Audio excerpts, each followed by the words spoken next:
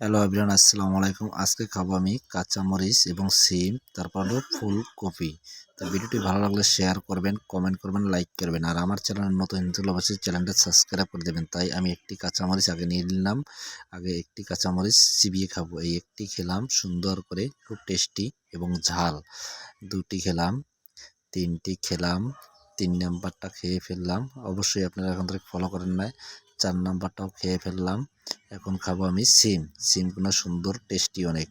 একটি কিচ্ছু ফালাবো না, সবগুলো পুরোটা চাবাই খেয়ে ফেলবো। তাই ভিডিওটা শেয়ার করবেন এবং চ্যানেলটি সাবস্ক্রাইব করবেন। 3 নাম্বার সিম খেলাম, 4 নাম্বার সিমটিও আমার পুরো খাওয়া ক্লিয়ার হয়ে যাচ্ছে।